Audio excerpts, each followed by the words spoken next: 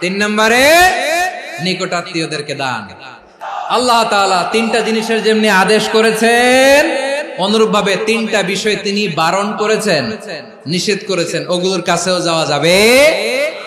রাব্বুল আলামিন বলেন, ওয়ায়ানহা আনিল ফাহশাই ওয়াল মুনকারি ওয়াল বাগি। আমি যেমনি তিনটি বিষয়ে আদেশ করলাম, অনুরূপ ভাবে তিনটি বিষয়ে বারণ করলাম, নিষেধ করলাম। আমার এক নাম্বার নিষেধাজ্ঞা হলো অশ্লীলতার প্রতি। ফাহশা, ওয়ায়ানহা আনিল ফাহশা, আল্লাহ তাআলা অশ্লীলতাকে নিষেধ করেছেন। কোন জিনিসকে? সবাই বলুন, কোন জিনিসকে? যত ধরনের, যত টাইপের, যত ক্যাটাগরির অশ্লীলতা হতে পারে সব অশ্লীলতাকে হারাম করেছেন কে? ফাহশা মানে কি? কথায়, কাজে, আচরণে, কমেন্ট, ফেসবুকের কমেন্টসে যত ধরনের নোংরামো আছে, যত ধরনের অশ্লীলতা আছে, এটাকে আরবিতে বলে ফাহশা। রাব্বুল আলামিন বলেন, কুল ইন্নামা হারামা রাব্বিয়াল ফাওয়াহিশা মা যাহারা মিনহা ওয়া মা বাতান।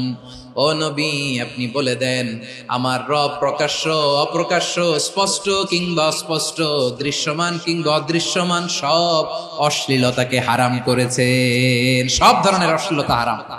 আল্লাহ তাআলা আমাদেরকে অশ্লীলতা থেকে বাঁচান। এবার বলেন, আমাদের সমাজে অশ্লীলতা আছে না নাই? অশ্লীলতা নানা ভাবে, নানা নামে, নানা মোড়কে আমাদের সমাজে আছে না নাই? সংস্কৃতির নামে, ফ্যাশনের নামে, বিনোদনের নামে, উপন্যাসের নামে, কনসার্টের নামে অশ্লীলতা আছে না নাই? আপনি দেখেছেন কনসার্টগুলোর অবস্থা? আমাদের তরুণ তরুণীরা, আমাদের যুবক যুবতীরা, আমাদের জেনজিরা, কি অবস্থা ওইখানে? কনসার্টের নামে অশ্লীলতা আছে না নাই? ছেলে মেয়ে একে অপরকে জড়ায় ধরতেছে, একে অপরকে চুমু খাচ্ছে, প্রকাশ্যে, দিবালোকে, গণমানুষের সামনে। আল্লাহ তাআলা এই অশ্লীলতা থেকে আমাদেরকে বেঁচে থাকতে বলেছেন। রূপালী জগতের নামে অশ্লীলতা আছে না নাই? এই টার্মটা আপনারা জানেন না? রূপালী জগৎ কি জগৎ? আসলে কি রূপালী জগৎ না অন্ধকার জগৎ? আমার বোনেরা, আপনাদেরকে যে কি বলে তারা বুঝায়, রূপালী জগৎ শুনেই আপনি ভরকে যাবেন না। রূপালী জগতে যে নারী যত বেশি উলঙ্গ, সে নাকি তত বেশি সাহসী। জানেন? বলে এটা একটা সাহসী নারী, খুব সাহসী পদক্ষেপ তার। যত বেশি শরীর থেকে কাপড় নামাতে পারবে, যত বেশি বস্ত্রহীন হয়ে নিজেকে প্রেজেন্ট করতে পারবে, সে নাকি তত বেশি সাহসী। আমার চট্টলার ভাইয়েরা, শয়তানের প্রথমে এজেন্ডা ছিল বনি আদমকে বস্ত্রহীন করা। সে আদম এবং হাওয়া আলাইহিস সালামকে নিষিদ্ধ গাছের ফল খাইয়ে তাদেরকে বস্ত্রহীন করেছে। এই জামিনেও সে আমাদেরকে বস্ত্রহীন করতে চাইবে। এই রূপালী জগতের নামে তারা এটা করে। আমার প্রিয় বোনেরা, আপনি জানেন না আপনার দাম কত? ওরা আপনাদেরকে বিজ্ঞাপনের সস্তা পণ্য বানাতে চায়। ওরা আপনাদেরকে ওদের ভোগের লিপসার টুলস বানাতে চায়। ওরা আপনাদেরকে দিয়ে ওদের খায়েশ পূরণ করতে চায়। এটা আপনাদের জন্য মোটেও ডিগনিটি নয়, এটা আপনাদের জন্য সম্মান নয়। আপনার সম্মান শালীনতায়, আপনার সম্মান হেজাবে, আপনার সম্মান ভদ্রতায়, আপনার সম্মান আপনার ডিসেন্ট পোশাকে। পোশাক বলে দেয় এই নারীটা ভদ্র না অভদ্র। পোশাক বলে দেয় এই মেয়েটা কোন ঘরের মেয়ে। আপনি জানেন না, আপনারা সস্তা পণ্য বানায়, ভোগের পণ্য, বিলবোর্ডে আপনাকে উলঙ্গ করে উপস্থাপন করে। এই অশ্লীলতার সাথে ইসলামের কোন সম্পর্ক? এজন্য আল্লাহ বলেন, আমি অশ্লীলতাকে হারাম করেছি। অশ্লীলতাকে হারাম করার প্রথম কারণ হলো এর মাধ্যমে মানবতাকে অপমানিত করা হয়।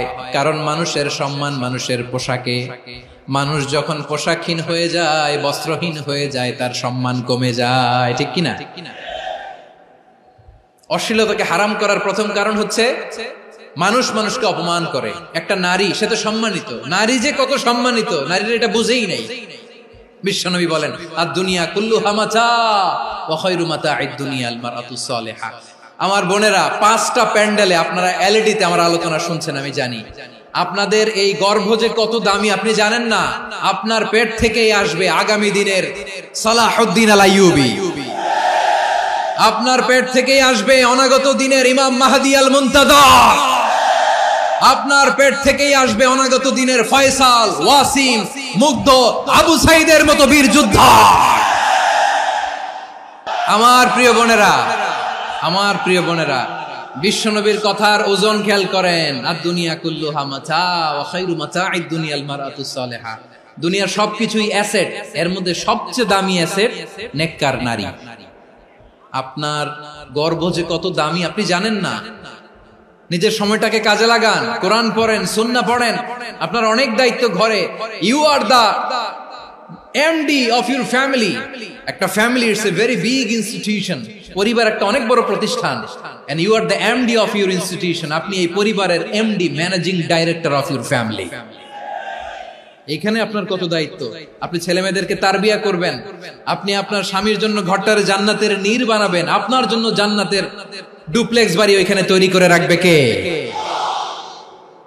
আপনি যে কত দামি আপনি জানেন না। নারীদেরকে আল্লাহ বানিয়েছেন উচ্চতর করে, নিম্নতর নয়। নারীদেরকে ছোট্ট জিনিস দিলে এটারে বড় করে দেয়। নারীদেরকে ভ্রূণ দিলে, শুক্রাণু দিলে নারী এটারে বাচ্চা হিসেবে উপহার দেয়, ঠিক কিনা?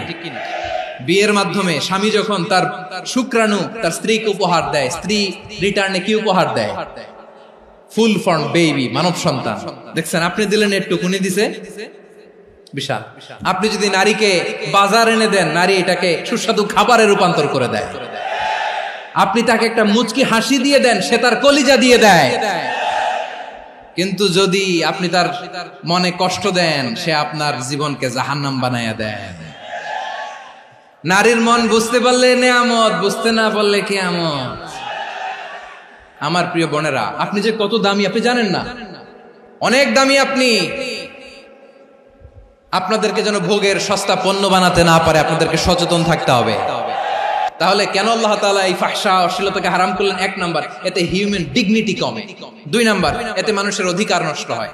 আপনি বিয়ে করেছেন, এরে পরকিয়া করেন, ওর সাথে এরকম আছে না নাই? স্ত্রীর অধিকার নষ্ট করেছেন। আপনি বিবাহ সম্পর্কে আবদ্ধ হয়েছেন তার সাথে, আপনি পরকিয়া করেন ওই ছেলের সাথে, আপনি আপনার হাজবেন্ডের সাথে বিট্রে করেছেন। এজন্য আল্লাহ অশ্লীলতাকে হারাম করেছেন। অশ্লীলতাকে হারাম করার আরেকটা কারণ হচ্ছে আল্লাহ তাআলা এই হিউম্যান জেনারেশনকে, এটাকে প্রিজার্ভ করতে চায়। হিফজুন নাসল, এটা মাকাসিদুশ শরিয়ার অনেক গুরুত্বপূর্ণ একটা মাকাসিদ, অনেক গুরুত্বপূর্ণ। আপনার নাসল, আপনার জেনারেশনকে সংরক্ষণ করা। এই যে আসতেছে ফেব্রুয়ারি, কত ফেব্রুয়ারি জানো? এটা কি বিশ্ব ভালোবাসা দিবস? হ্যাঁ, কি দিবস? এই বিশ্ব ভালোবাসা দিবসের সাথে মুসলমানদের কোনো সম্পর্ক নাই। আমার প্রিয় ভাইরা, এই যে আপনি অবৈধ সম্পর্কে জড়ালেন, কেন আল্লাহ অশ্লীলতাকে হারাম করেছে দেখেন। বলতেছিলাম যে এটা আপনার নাসল, আপনার জেনারেশন, আপনার লিনিয়েজ, আপনার বংশকে প্রিজার্ভ করা। কে কার বাবা, কে কার মা, বাবা মা জানা, প্রজন্মকে প্রিজার্ভ করা, এটা ইসলাম ওয়াজিব করে দিয়েছে।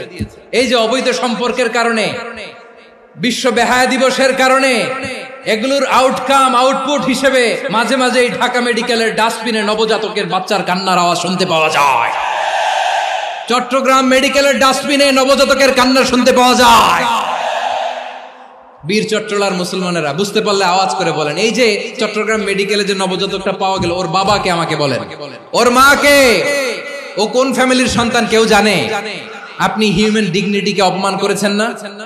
আপনি তার ভবিষ্যৎকে অন্ধকার করেছেন না? আপনি তার লিনিয়েজকে প্রশ্নবিদ্ধ করে দিয়েছেন না? এই জন্য আল্লাহ তাআলা অশ্লীলতাকে আমাদের জন্য হারাম করে দিয়েছেন। পড়েন সুবহানাল্লাহ। এই জন্য রাব্বুল আলামিন বলেন, কুল ইন্নামা হারামা রাব্বিয়াল ফাওয়াহিশা মা যাহারা মিনহা ওয়া মা বাতান। প্রকাশ্য অপ্রকাশ্য সব অশ্লীলতাকে হারাম ঘোষণা করে দিয়েছে কে? আবার দুনিয়ার বুকে যারা অশ্লীলতার প্রসার করে তাদের জন্য শাস্তি মজুদ রেখেছে কে? রাব্বুল আলামিন বলেন, ইন্নাল্লাযীনা ইউহিব্বুনা আন তাশিআল ফাহিশাতু ফিল্লাযীনা আমানু লাহুম আযাবুন আলীমুন ফিদ দুনিয়া ওয়াল আখিরাতি ওয়াল্লাহু ইয়ালামু ওয়া আনতুম লা তা'লামুন।